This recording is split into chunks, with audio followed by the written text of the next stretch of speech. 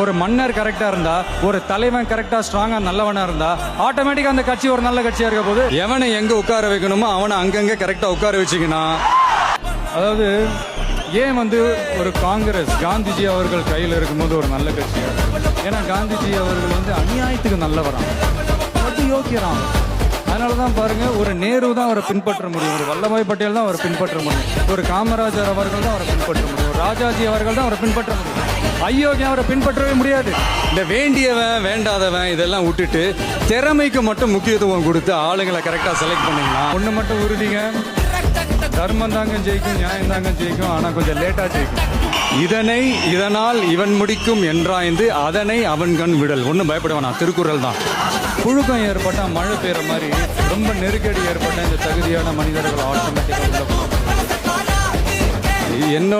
என்னுடைய போட்டோவை கிளிங்க, பேனரை உடைங்க, எனக்கு அதை பற்றி ஒன்றும் இல்லைங்க.